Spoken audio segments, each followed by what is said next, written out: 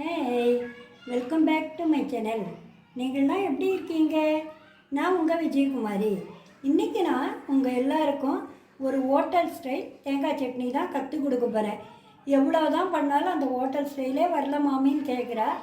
ஒரு நாள் சொல்லிக் கொடுப்போன்னா அதனால் இன்றைக்கி நான் உங்களுக்கு இதை மாதிரி சொல்லி கொடுக்குறேன். இந்த ஸ்டைலில் பண்ணுங்க, ரொம்ப டேஸ்ட்டாக இருக்கும். ஒன்றும் இல்லைங்க, நம்ம செய்கிறதே தான். அதில் புதினா சேர்த்து பண்ணிங்களேன்னா பெருங்காயம் தாளித்து கொட்டினீங்கன்னா கம்முன்னு ஜம்முன்னு சாப்பிட்லாங்க. இட்லி தோசை எல்லாத்துக்கும் சூப்பராக இருக்கும். செய்யறதும் ஈஸி, குயிக்காகவும் பண்ணிடலாம். இப்போ எப்படி பண்ணுறதுன்னு பாருங்கள். மிக்ஸி ஜார் எடுத்துக்கோங்க. அதில் அரை மூடி துருவின தேங்காய்,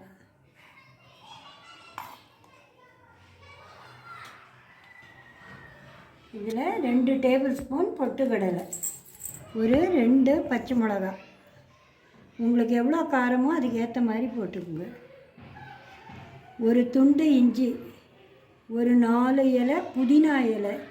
இதை போட்டு அரைச்சிங்கன்னா ஹோட்டல் ஸ்டைல் மாதிரி நல்லா அதில் கிடைக்கிற டேஸ்ட் மாதிரி நல்ல டேஸ்ட்டாக இருக்கும். 4 புதினா இலை போட்டு இதெல்லாம் போட்டு கொஞ்சம் தண்ணி விட்டு அரைச்சிக்கணும், நைஸாக அரைக்கணும். இதை பாருங்கள், சட்னி நல்லா தேங்காய் சட்னி அரைச்சி இதில் அரை ஸ்பூன் உப்பு போட்டு நல்லா மிக்ஸ் பண்ணி விட்டுருங்க. இப்போ இதுக்கு தாளித்து கொட்டிக்கலாம். ஒரு டேபிள் ஸ்பூன் எண்ணெய் விட்டுக்குங்க. எண்ணெய் காஞ்சிடுத்து அரை ஸ்பூன் கடுகு, ஒரு 4 உளுத்தம்பருப்பு,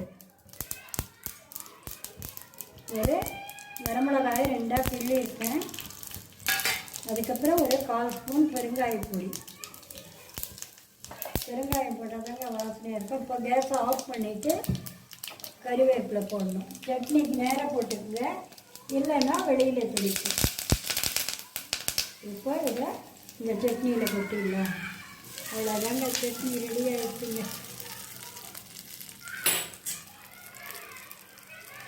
சுவையான hotel style coconut chutney ready. நீங்களும் ட்ரை பண்ணி பார்த்துட்டு எப்படி இருக்குன்னு சொல்லுங்கள். நீங்கள் ஃபஸ்ட் டைம் பார்க்குறவாளாக இருந்தால் மறக்காமல் சப்ஸ்கிரைப் பண்ணுங்கள். தேங்க்யூ.